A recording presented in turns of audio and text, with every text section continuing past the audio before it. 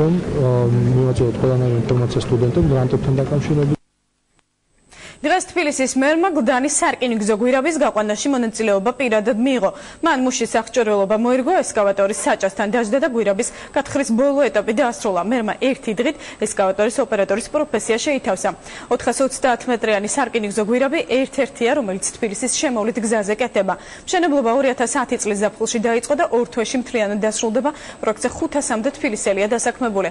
სამუშაოებს ქართულ-ჩინური კომპანია ახორციელებს. ახალი რკინიგზა, სარკინიგზო მაგისტრალი თბილისის განვითარების თბილის განტვირთავს და ქალაქის შემოვლით გზაზე გაევლის.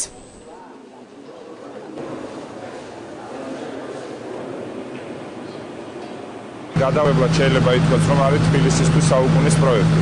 მე-19 საუკუნეში, როდესაც აშენდა რკინიგზა, რომელიც დღემდე საერთაშორისო გადაზიდვებით არის დაკავებული, თბილისელები ყოველდღიურად ხედავთ რამდენი, ესე ვთქვათ, თუნდაც ნავთობპროდუქტი ან სხვადასხვა ტვირთი გადაადგილდება ქალაქის პრაქტიკულად ცენტრში.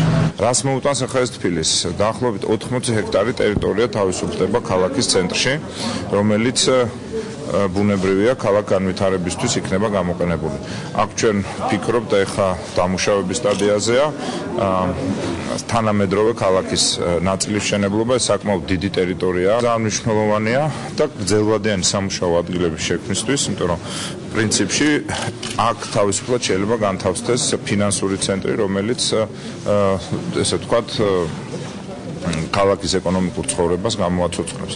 ამიტომ მართლაც გადაუჭარბებლად ეს არის საუკუნის პროექტი და კარგია რომ ასე ვთქვათ გრაფიკით მიმდინარეობს მშენებლობა და მუშაობა. ამ ეტაპზე აქ 500-მდე ჩვენი თანამოქალაქეა დასაქმებული. ეს არის გვირაბი 450 მეტრიანი, რომელიც პირველი დასრულდა.